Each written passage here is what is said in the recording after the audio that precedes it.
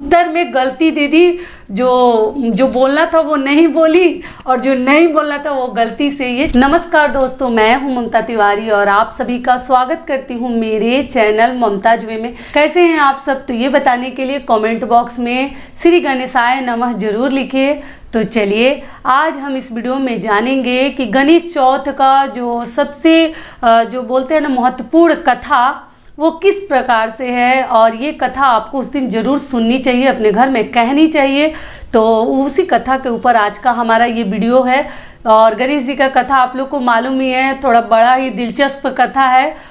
सुनने वाले को और सुनाने वाले को भी, मतलब सुनने में भी और सुनाने में भी थोड़ा अजीब सा लगता है। कथा कैसे करनी है कि आपको हाथ में फूल ले लीजिए और आपको थोड़ा सा तिल ले लेनी है। तिल को धो कर रख लीजिएगा और लेकर हमें कथा सुननी है। और जो सुन रहा है जरूर किसी को आपको साथ में बैठा लेनी चाहिए कथा सुनने के लिए।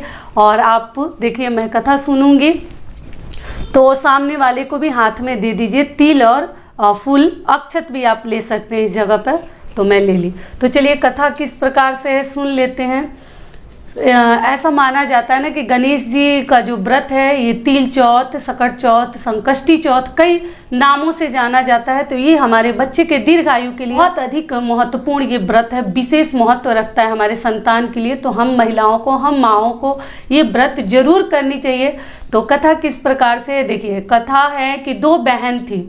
कहीं कहीं दो बहन भी कहा जाता है और कहीं कहीं पर देवरानी जेठानी के नाम से भी ये कथा जो है प्रसिद्ध है। तो वो कैसे है कि दो बहनें थी, तो वो क्या करती थी कि एक बहन जो थी धनी थी और जो छोटी वाली बहन थी वो गरीब थी, ऐसा माना जाता है। तो धनी बहन के जो थी वो मतलब ऐसा माना जाता था कि छोटी वाली उन्हीं के घर जाकर अपना काम काज करती थी। और करने के बाद बड़ी वाली बहन जो ही अनाज या कुछ भी उसको जब दे देती थी तो वो घर में आके अपने बच्चों के साथ बनाती थी, खाती थी और इसी से उसका गुजर बसर होता था। लेकिन वो कभी भी स्टोर करके बहुत चीज़ नहीं रखती थी, मतलब बहुत ज़्यादा उसकी बहन दे दे और वो रख ले, ऐसा कुछ नहीं था। वो प्रतिदिन देती थी, रोज देती थी और फिर वो छोटी बहन बनाती थी और खाती थी। एक समय की बात है कि गणेश चौथ का जो था व्रत था, मतलब आया था, तो दोनों बहनों ने व्रत रखा। गणेश चौथ का, गणेश चौथ का, तिल चौथ का व्रत रखा। तो प्रतिदिन छोटी बहन बड़ी बहन के घर जाती थी कामकाज करने के लिए, खेतों में काम करना, घर में काम काज करना। ठीक उसी प्रकार से उस दिन भी वो गई और उस दिन जो था नहाए खाए का दिन था। वो व्रत नहीं थी, नहाए खाए का दिन था, क्योंकि गणेश चौथ में नहाए खाए भी बहुत अधिक महत्व है। उसका भी विधि विधान है, मैं आपके साथ वीडियो जरूर शेयर करूंगी कि नहाए खाए हमें कैसे करनी चाहिए और कौन कौन सी चीजें उस दिन हमें अवश्य खाकर व्रत रखनी चाहिए। तो क्या हुआ कि वो बहन, गणेश जी की ऐसी कृपा थी कि वो बहन जो थी बड़ी वाली, वो छोटी बहन को उस दिन कोई भी चीज़ उसको देना ही भूल गई। अनाज भी नहीं दिया, या जो ही फल पैसा अनाज देती थी वो भूल गई।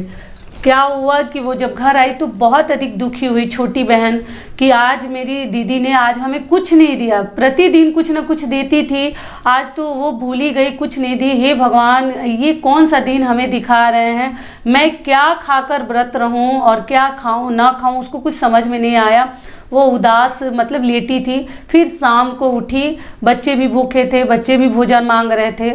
शाम को उठी तो क्या की कि लिट्टी, हमारे तरफ लिट्टी बोलते हैं, बड़े बड़े वो जैसे ना बाजरे का भी बनता है, चावल का भी बनता है, मक्के का भी लिट्टी बनता है। तो उसकी बहन ना बहुत पहले का कभी का बाजरा वगैरह उसको देकर रखी थी, तो वो थोड़ा सा कहीं बांध कर पोटली में रखी थी। पूरे घर में जाकर अपने ढूंढ रही थी कि कुछ भी भोजन मिल जाए, लेकिन उसको थोड़ा सा बाजरा मिला। तो बाजरा और मक्का शायद इसी प्रकार का कुछ उसको मिला, तो वो उसी से लिट्टी बनाई, उसी का आटा मिला तो उससे मोटा सा रोटी बनाई। लिट्टी मतलब मोटी सी रोटी, बड़ी सी, और बनाई। और उसके आंगन में था ना साग, मतलब निकला हुआ था, उपजा हुआ था।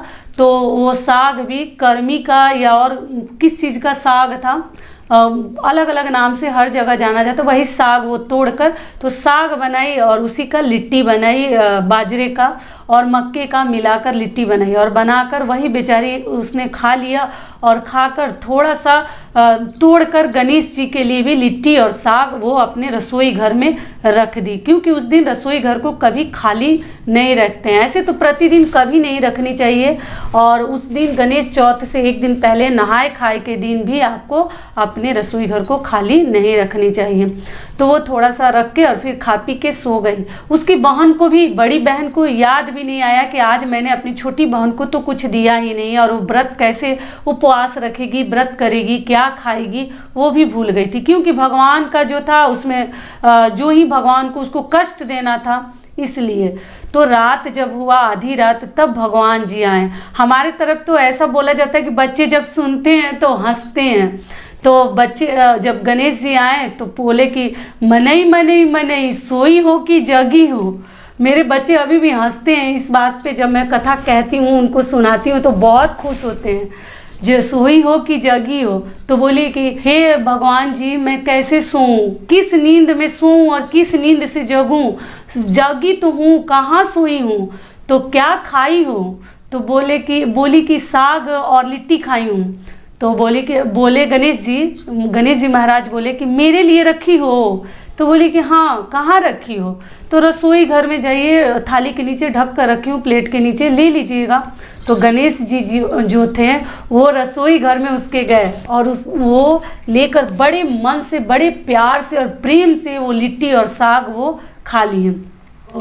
उसके बाद से गणेश जी प्रेम से खाने के बाद उससे बोले मनई मनई मनई, अब मुझे तो जाना है, मेरा तो पेट में गुड़गुड़ हो रहा है, मैं कहाँ जाऊँ। तो बोली कि कहाँ जाइएगा, इतनी रात को घर में ही कर लीजिए, मतलब घर के चारों कोने में आप मतलब सही हो जाइए और जो बोलते हैं फ्रेश हो जाइए। तो जाके गणेश जी घर के चारों कोने में ना अपना अच्छे से साफ सुथरा हो गए और आके पूछे कि मैं कहाँ पोंछूं, कहाँ धोऊं, मैं कहाँ धोऊं। तो बोली कि कहाँ धोइएगा, मेरे सर में ही पोंछ लीजिए, ऐसे बोल दी। मतलब वो उसको भी क्या समझ में आ रहा था, वो छोटी बहन जो थी वो भी गणेश जी को ऐसे ही मतलब उत्तर दे रही थी, मेरे सर में पोंछ लीजिए। तो गणेश जी उसके सर में भी पोंछ लिए। उसके आगे क्या हुआ कि गणेश जी महाराज चले गए। इस प्रकार से उस रात में इस प्रकार की घटना हुई और गणेश जी चले गए। अगले दिन जब सुबह हुआ तो वो जब सो के उठी तो देख रही है कि पूरा घर उसका सोने चांदी से ही, भगवान की क्या महिमा है, क्या कृपा है। पूरा घर ऐसा इस जमाने में होता तो हम जमाने में कहाँ ऐसा सब होता है। तो वो सुबह जब उठ के देखी तो पूरे घर में सोना चांदी हीरे जवाहरात पूरे जगमगा रहे थे और घर भरा पड़ा था, और जो उसके मांग में, उसके सिर में, बालों में भी सोने चमक रहे थे। गणेश जी की ऐसी कृपा और महिमा हुई कि वो रात, जो बोलते हैं ना रातों रात करोड़पति बनना, वैसे वो हो गई। अगले दिन उसकी बड़ी बहन सोच रही कि आज मेरी छोटी बहन आई नहीं, क्या बात है, काम करने के लिए आज नहीं आई, जो कि रोज प्रतिदिन सही समय पे आ जाती है। तो चलो देख के आती हूँ कि आखिर मेरी बहन आज आई क्यों नहीं। जब वो देखने गई तो देख रही कि अरे वाह, मेरी बहन के घर में तो इतनी सारी मतलब धन संपत्ति से ये तो अपना ही संभाल रही है, ये मेरा क्या काम करेगी।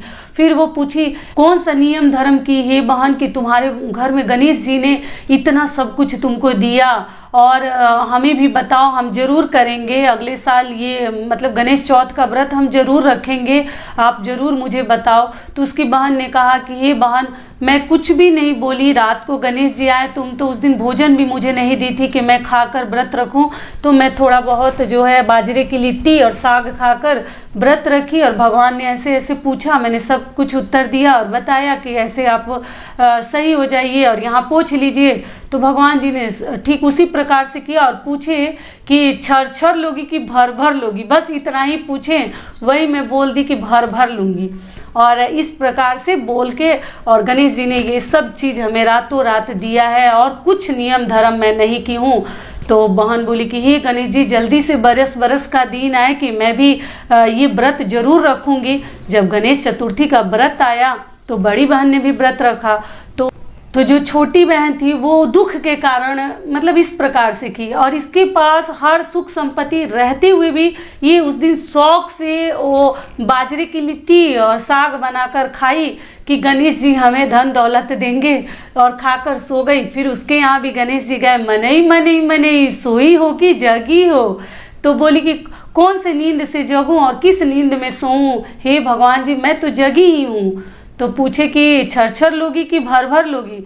तो देखिए भगवान की महिमा, इसके मुख से ना, ये जानती थी फिर भी इसके मुख से गलती से, भगवान की कृपा थी कि ये गलत बोलेगी, जानबूझ के भगवान जी ने बुलवाया था। तो ये जो थी भर भर की जगह ये बोल दी कि छरछर लूंगी। इस वजह से भगवान जी बोले कि ठीक है, क्या खाई हो?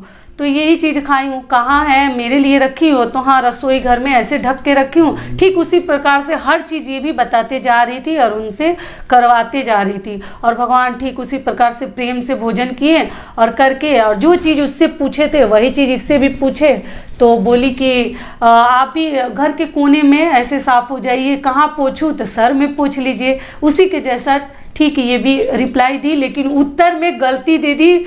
जो बोलना था वो नहीं बोली, और जो नहीं बोलना था वो गलती से ये छरछर मांग ली। तो अगले दिन जब सुबह उठी तो बहुत बेचारी लालच से, अरे अंदर से लड्डू फूट रहा था कि अरे अब तो गणेश जी इतना धन दौलत हमें भी दे दिए होंगे, मुझे भी, कि अब तो पूछना ही नहीं है, इतना अधिक मेरा घर भर गया होगा। जब सुबह उठी तो देख रही कि पूरा घर मतलब क्या बताएं, स्मेल और गंध से भरा पड़ा था। इतना अधिक गंध आ रहा था, और इसके सिर में तो जो गंध था वो तो जाने वाला ही नहीं था। कितना भी शैम्पू लगा ले, साबुन लगा ले, नहीं साफ हो रहा था। दौड़े दौड़े बहन के पास गई, बोली हे बहन, कैसा तुम मुझे बता दी कि मेरा घर ऐसे गंध से पूरा गंद फैल गया, चारों तरफ गंदगी से भरा पड़ा हो गया है। तुम बताओ तुमने क्या ऐसा धर्म किया, और मैं कौन सा पाप कर दी कि मेरे साथ गणेश जी ने ऐसा कर दिया। मैं तो तुमने जो विधि विधान बताया था ठीक उसी प्रकार से मैं सारे नियम धर्म की थी, फिर भी मेरे साथ ऐसा क्यों हुआ? तो बहन ने मतलब उत्तर दिया प्रेम पूर्वक कि दीदी देखो, मैं जो थी कष्ट से, दुख के कारण, गरीबी के कारण मैं जो थी वो लिट्टी खाई, साग खाई, और तुम जो थी मतलब वो दुखे की तो ये सुखे करने चली गई। ये सुख में ये अपना करने लगी कि जानबूझ के लिट्टी खा रही है, साग खा रही है, जो कि भगवान ने इनको सब कुछ देकर रखा है। ये दुख से वो की तो ये सुख से करने चली गई, इसलिए भगवान को बहुत दुख हुआ, और भगवान क्रोधित होकर इन्हें दंड स्वरूप इस प्रकार से इनको सजा दी है। तो इसलिए आदमी को कभी भी बहुत अधिक लालच नहीं करनी चाहिए। इस कथा से हमें क्या सीख मिलती है कि कभी हमें लालच नहीं करनी चाहिए। जितना भगवान ने हमें दे रखा है, दिया है, हम उतना ही में बहुत अधिक प्रसन्न रहेंगे। कभी किसी का लेने का, लूटने का, मतलब किसी से छीनने के बारे में हम बिल्कुल नहीं सोचेंगे। जो भगवान ने हमें दिया है उतना ही में हम बहुत अधिक खुश रहेंगे। तो इस प्रकार से वो अपना गंध साफ की, और ये जो है अपने धन दौलत में इतनी व्यस्त हो गई कि ये सबसे अधिक सुखी संपन्न हो गई।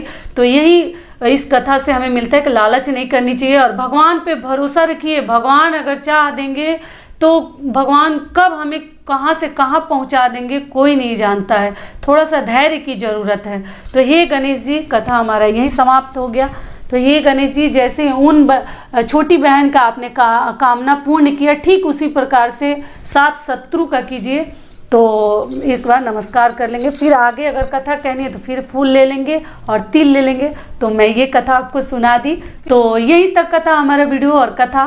फिर मिलती हूँ एक नए वीडियो में, तब तक के लिए नमस्कार। स्वस्थ रहिए, सुरक्षित रहिए, और जहाँ कहीं भी रहिए खूब खुश रहिए, और प्रेम से बोलिए गणेश जी महाराज की जय।